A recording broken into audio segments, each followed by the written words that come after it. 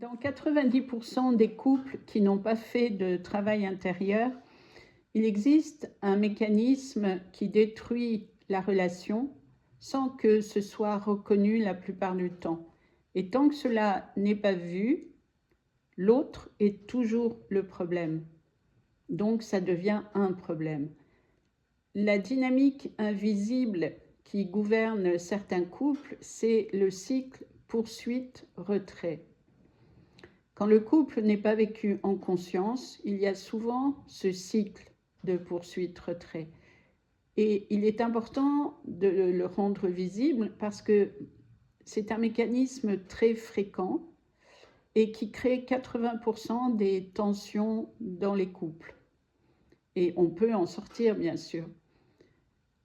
Donc, dans certains couples, ce mouvement s'installe sans qu'on le voie. Il y en a un qui poursuit en demandant par exemple de l'attention, des explications, et l'autre qui se retire ou qui fuit.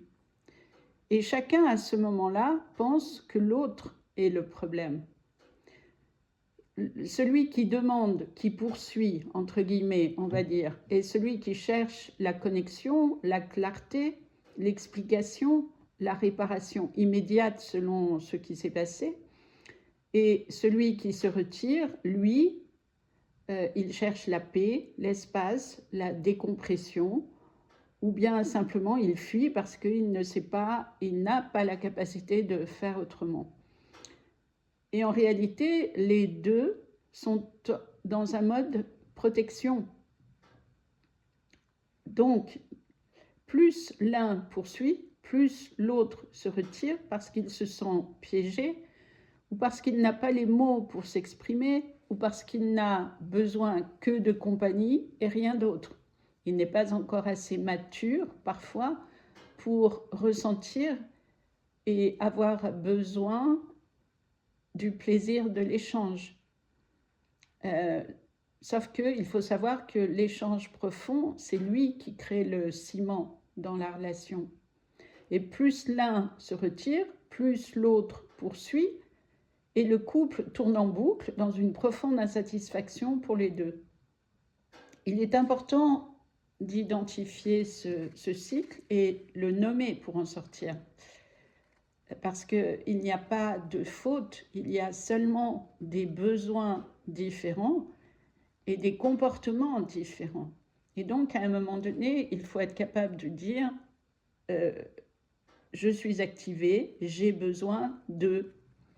Et vous pouvez aussi créer un rituel dès que vous sentez que la relation tourne mal, ça peut être dans une situation donnée, se poser et dire « Ok, on en parle calmement ».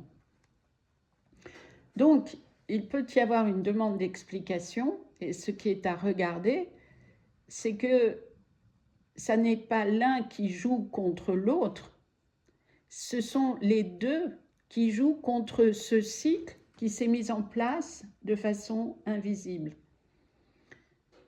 Et il est important de reconnaître que l'amour ne suffit pas dans une relation, parce que ce qui fait réellement tenir un couple, c'est l'honnêteté, la sincérité, le respect des besoins de chacun, mais aussi des différences de chacun. Et il faut avoir le courage de nommer les espaces que l'on n'ose pas dire pour des raisons personnelles, mais qui influencent le comportement, parce que forcément, les non-dits se manifestent toujours d'une façon ou d'une autre.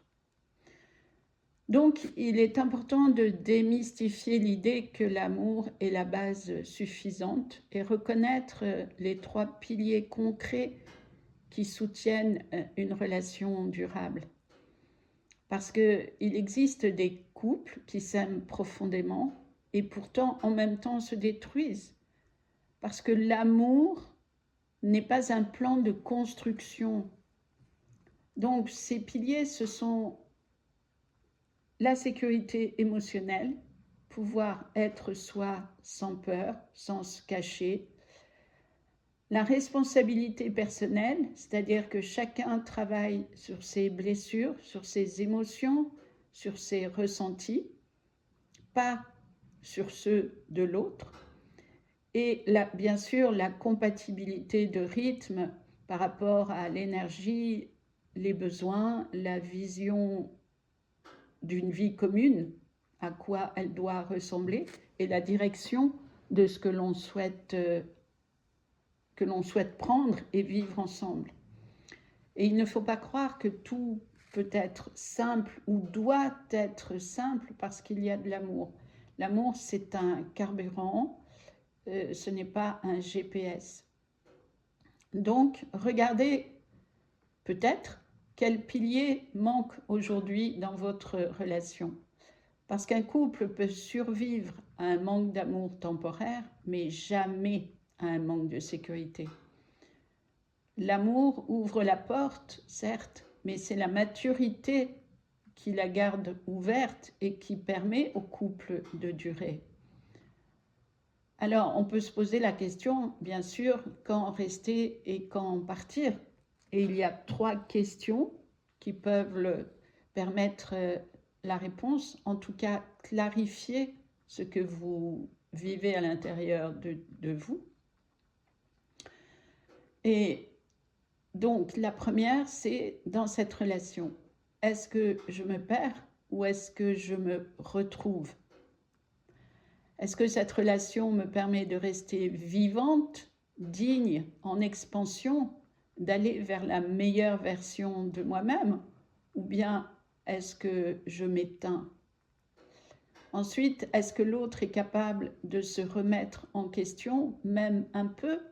Est-ce qu'il est capable d'écouter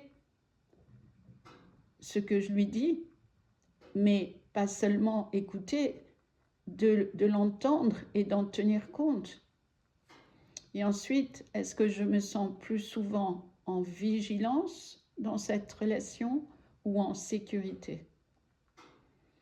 Parce qu'une relation peut être difficile, mais elle ne doit jamais être destructrice. La vigilance permanente, ça n'est pas de l'amour, c'est un système nerveux en alerte qui ne vous permet pas d'être vous-même, qui ne vous permet pas de vous détendre, et donc vous vivez en tension. Et ça n'est pas une vie. Il faut savoir que partir n'est jamais un échec. C'est seulement une expérience qui se termine. Peut-être que vous avez appris ce que vous deviez apprendre. Peut-être que vous avez vécu ce que vous deviez vivre ensemble. Je ne sais pas. En tout cas, rester est une possibilité et ça n'est pas non plus une faiblesse. Le critère, c'est la vérité intérieure de ce que vous ressentez dans cette relation, de ce que vous vivez. Parce que l'amour mature ne demande pas de se sacrifier. Il demande de se choisir en pleine conscience de nos droits et de nos devoirs aussi vis-à-vis de nous-mêmes. Voilà, merci de liker cette vidéo si elle vous a apporté quelque chose de positif et je vous dis à bientôt.